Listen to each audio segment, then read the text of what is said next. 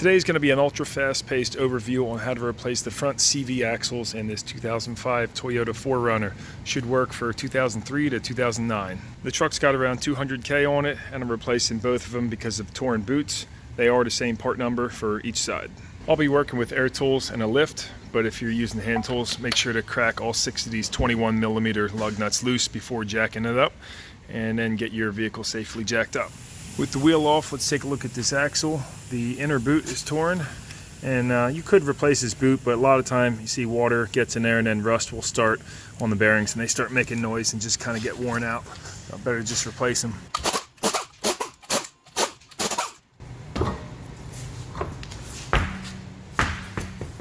Now we want to remove the axle cap. I always like to spray it with a little bit of rust penetrant, so that way when you start tapping it, it kind of soaks in there a little bit. Then you can take a flat blade screwdriver and a hammer and start giving it a little tap, but you don't want to crease this thing where you hurt it.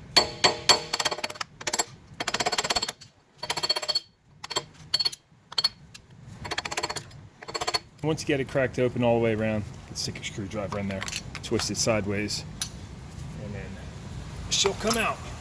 I mean, 'cause if you hit it real hard, you'll end up creasing this, and you don't want to do that. Get the cotter pin off.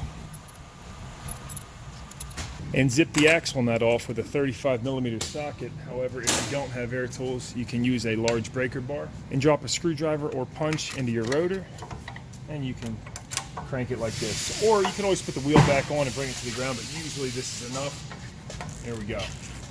Push your axle in, and you see this one's nice and loose, but if yours was seized in the splines, you'll want to hit it with some rust penetrant, and you might have to hit it real hard with a hammer. Or you can use an air impact like this with a center punch on it and force that through. And sometimes they get seized up. Coming underneath, remove the two 19mm head bolts on your lower ball joint. And then the 12mm bolt holding this bracket on, so when we pull this out to get clearance, you don't go stretching the hose. That helped out a little bit, but with this hard line, it's probably still going to tug on this hose. So I'm going to pop the caliper off. Looks like two 17mm bolts for the caliper, and this customer actually said they want to add brakes to this also because they have a bad pulsation on the highway, so I got to take it off anyway. And then either hang the caliper or tuck it up out of the way and put a piece of wire on it. I did remove the 10mm from this ABS wire too.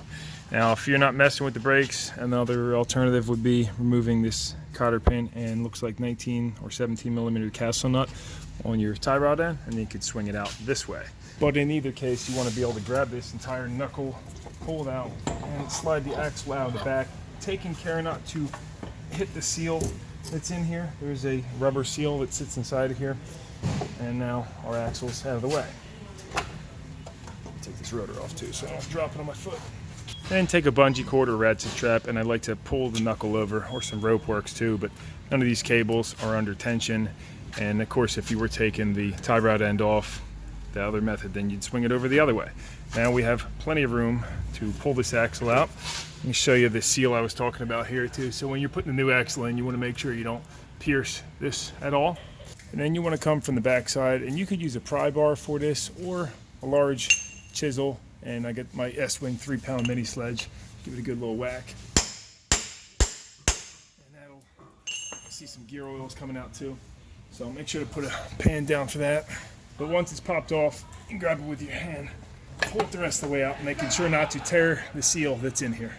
If there's any evidence that this seal was already leaking, it's a great time to replace it right now. But if there's grime around it, make sure to wipe that away. And I'm going to stuff a towel just to slow the leaking. Of course, you'll want to recheck your differential fluid when you're done, since some of that leaked out. Before you go jamming a new one in, compare it to the old one and see if there's anything noticeably different.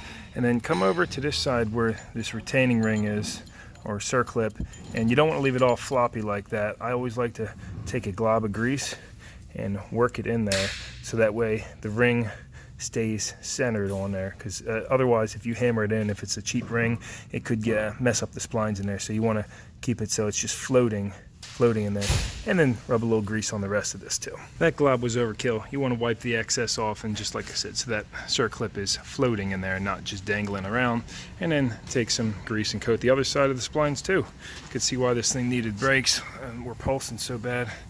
And look, the back looks really bad. Leave the nut on, or I like to put the old nut on the back because we're going to hit that with a hammer. Pull your napkin out and slide the axle in. Make sure to line it up nice and straight. Once you feel it's lined up straight in there, give it a good whack. Should seat into place like that, and you should feel it firmly hit in. If you're having to hit it really hard, and pull it back out and check that that circlip's not getting bent over. Undo your ratchet, slide the knuckle back on.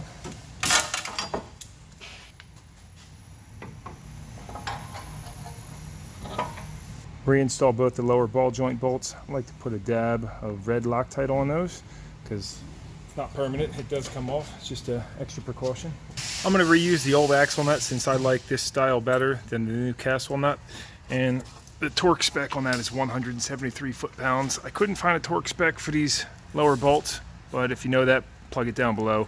Otherwise, I'm going good and tight on those. With the rotor, caliper, and brackets back on, we can now torque this nut to that 173 foot-pounds. So I like to just stick that into the rotor and then go ahead and torque it. You can also drop this down to the ground with the wheel on it to do that if you don't trust doing it this method. Drop your cotter retainer on. You might have to rotate it to get it lined up properly, or you just get lucky like that and bend your cotter pin out. Tap the cover back on, making sure to keep it centered and work your way around.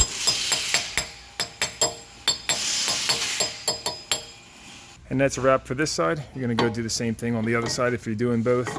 Put your wheel back on and torque down your lug nuts to, what are they, 80 foot-pounds on these? To check the front differential fluid level, that's plugged midway up on it, 10mm hex. And then zip that out. And fluid should come trickling out of that hole slightly, so you can see this one's a little bit low. I'm going to go ahead and top that off with, I believe this takes 75-90 gear oil. And that should wrap it up. I just wanted to show you guys the basics on that one. I know it was a pretty elementary job, but hopefully this video serves to help somebody. So drop it a thumbs up if it did. Appreciate that. Consider checking out the channel. And this is No Nonsense Know How here. You enjoy your night, day, evening, whatever. I'll see you.